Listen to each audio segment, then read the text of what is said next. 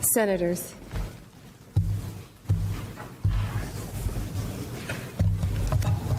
members of the Senate, when the House managers gave you their presentation, when they submitted their brief, they repeatedly referenced Hunter Biden and Burisma.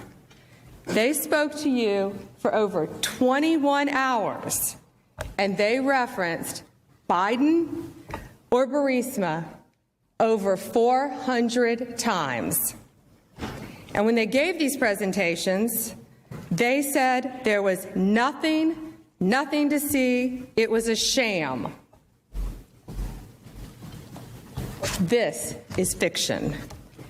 In their trial memorandum, the House managers described this as baseless.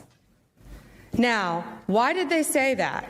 Why did they invoke Biden or Burisma over 400 times?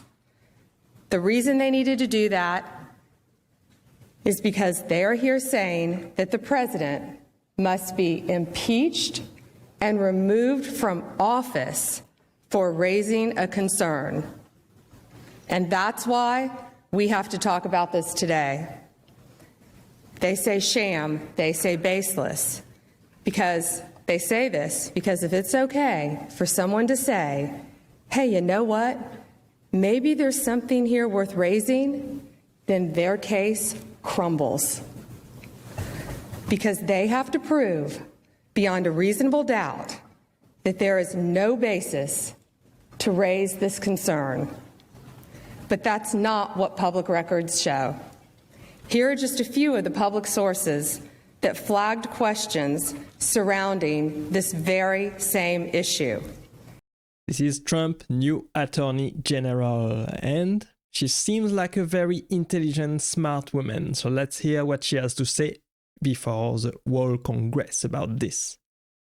The United Kingdom's Serious Fraud Office, Deputy Assistant Secretary of State George Kent, Hunter Biden's former business associate, an ABC White House reporter, Good Morning America, ABC, The Washington Post, The New York Times, Ukrainian law enforcement, and the Obama State Department itself.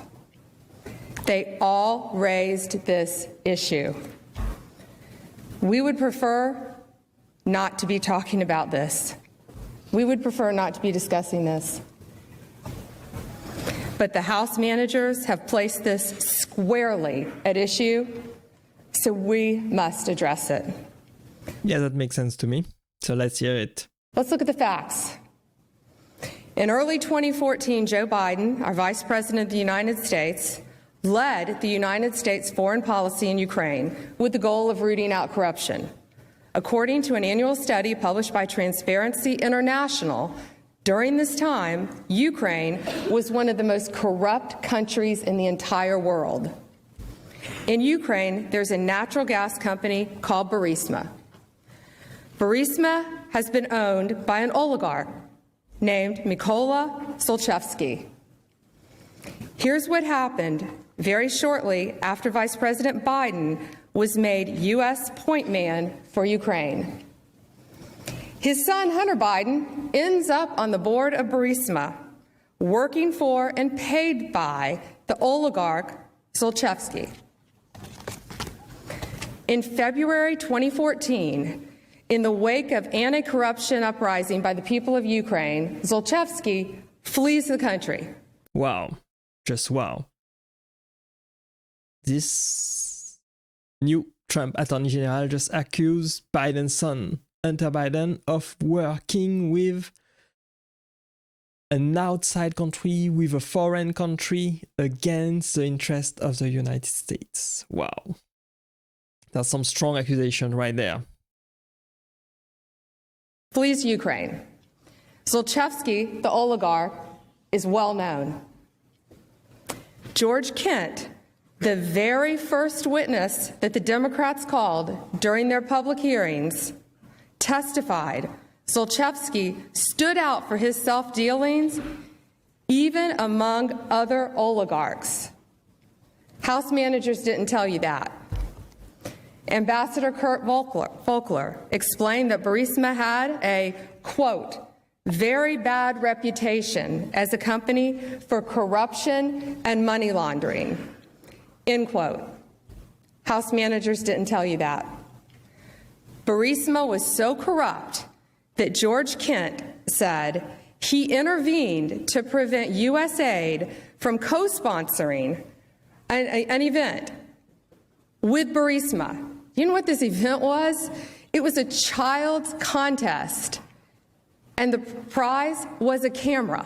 They were so bad, Burisma, that our country wouldn't even co-sponsor a children's event with Burisma. Yeah, keep in mind, Biden just pardoned his son Hunter Biden for all his crime, including tax evasion, money laundering, etc. And his relation to drugs and gun possession and many other charges. And that's wild. That's wild. This was a very, very selfish decision for the Bidens, I believe. And it works against the Democratic Party. It works against the United States. In March 2014, the United Kingdom Serious Fraud Office opens a money laundering investigation into the oligarch Zlochevsky and his company, Burisma. The very next month, April 2014, according to a public report, Hunter Biden quietly joins the board of Burisma. Remember, early 2014 was when Vice President Biden began leading Ukraine policy. Here's how Hunter Biden came to join Burisma's board in April 2014. He was brought on the board by Devon Archer, his business partner. Devon Archer was college roommates with Chris Hines, stepson of Secretary of State John Kerry. All three men, Hunter Biden, Devon Archer, and Chris Hines, had all started an investment firm together. Public records show that April 16, 2014, Devon Archer meets with Vice President Biden at the White House. Just 2 days later, on April 18, 2014, is when Hunter Biden quietly joins Burisma, according to public reporting. Remember, this is just 1 month after the United Kingdom Serious Fraud Office opened a money laundering case into Burisma. Hunter Biden joins their board. And not only 10 days after Hunter Biden joins the board, British authorities seize $23 million in British bank accounts connected to the oligarch Zlochevsky, the owner of Burisma. Did Hunter Biden leave the board then? No. The British authorities also announced that it had started a criminal investigation into potential money laundering. Did Hunter Biden leave the board? No. Wow, just wow. She is very, very much accusing Hunter Biden of money laundering there in this case without saying it. And this is wild. And Hunter Biden just got pardoned, completely released from all his crime of money laundering and tax evasion. That's insane. That's very, very insane. Joe Biden was repeatedly saying that nobody is above the law and that he was not gonna pardon his son, but he did it eventually, regardless. So he has been lying about this all this time, unfortunately. What happened was then, only then, did the company choose to announce that Hunter Biden had joined the board after the assets of Burisma and his oligarch owner, Zlochevsky, were frozen and a criminal investigation had begun. Hunter Biden's decision to join Burisma raised flags almost immediately. One article from May 2014 stated, "The appointment of Joe Biden's son to the board of Ukrainian gas firm Burisma has raised eyebrows the world over."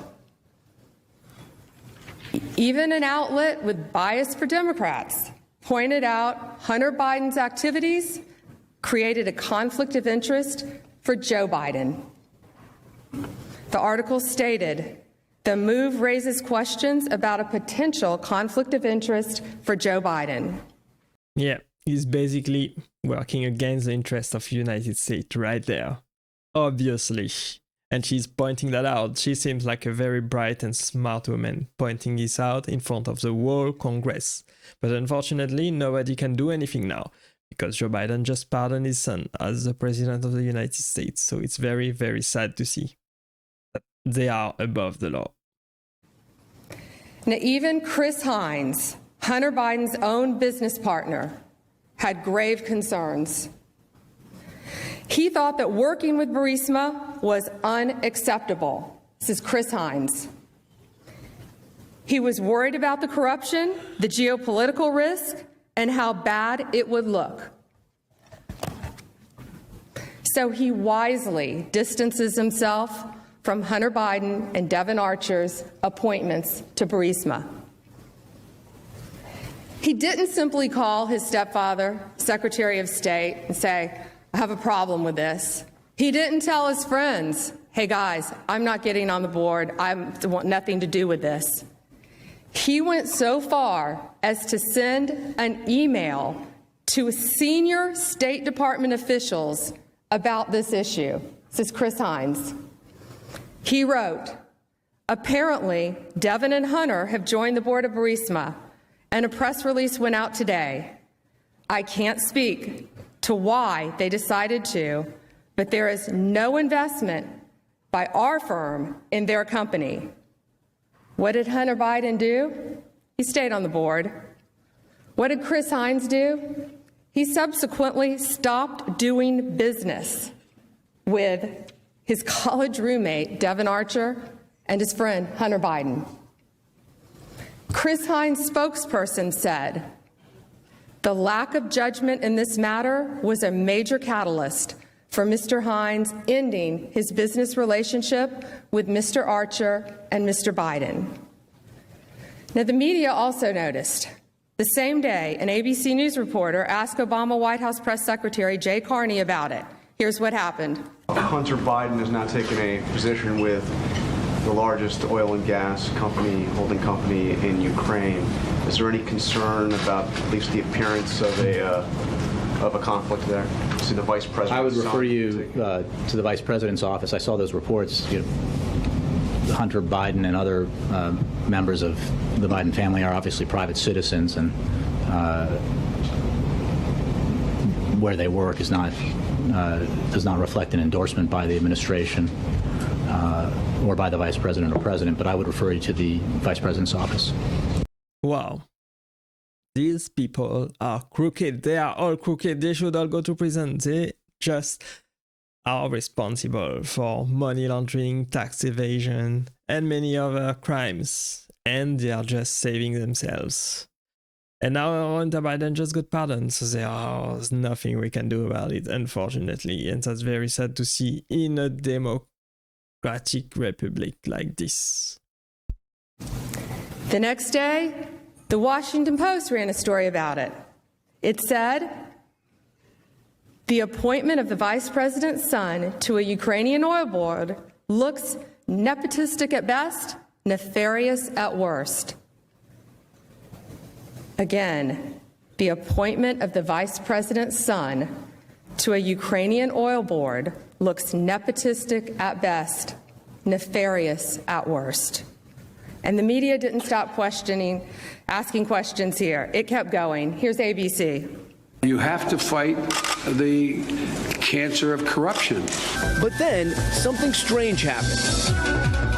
Just 3 weeks later, a Ukrainian natural gas company, Burisma, accused of corruption, appoints Hunter Biden, seen here in their promotional videos, to their board of directors, paying his firm more than $1 million a year.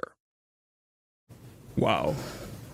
Here's more from ABC. Continued on. And Ukraine wasn't the only country where Hunter Biden's business and his father's diplomacy as vice president intersected. It also happened in China. This video shows Chinese diplomats greeting Vice President Biden as he arrived in Beijing in December of 2013. Right by his side, his son Hunter. Less than 2 weeks later, Hunter's firm had new business, creating an investment fund in China involving the government-controlled Bank of China. With reports, they hope to raise $1.5 billion. In fact, Wow. Just wow. These allegations are insane. And now he's just got pardoned and he cannot be pursued anymore by the Justice Department. This is insane. This is huge. Wow. Wow. These people deserve jail time. every witness who was asked about Hunter Biden's involvement with Burisma agreed there was a potential appearance of a conflict of interest. Multiple House Democrat witnesses, including those from the Department of State, the National Security Council, and others, unanimously testified there was a potential appearance of a conflict of interest. These were their witnesses. How much money did Hunter Biden get for being on the board? Well, you start looking at these bank records. According to reports, between April 2014 and October 2015, Burisma paid more than $3.1 million to Devon Archer and Hunter Biden. That's over the course of a year and a half. How do we know this? Some of Devon Archer's bank records were disclosed during an unrelated federal criminal case having nothing to do with Hunter Biden.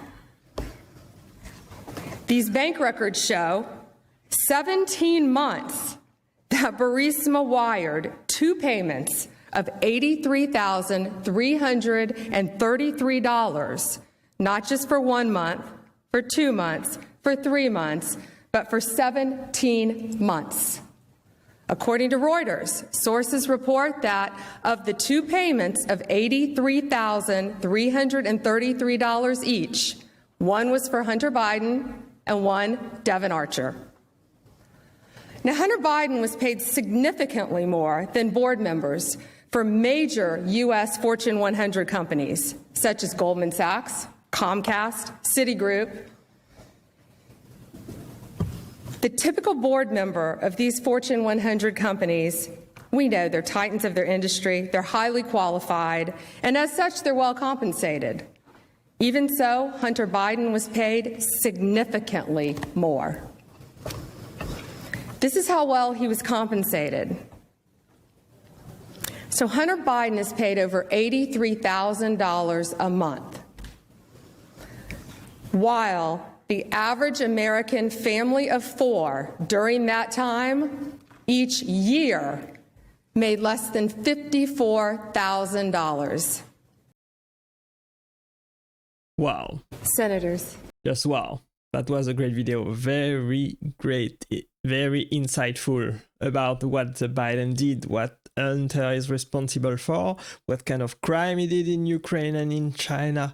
And Pam, Bondi, the new Trump Attorney General, seems like a very bright woman. She seems very smart. I think Trump did a great job appointing her in this role, and we will see what she unveils in the future, and we will cover it all on the channel. Thanks for watching. Thanks for staying with me to the end. Click right there to watch the next video, and I will see you there. Bye bye.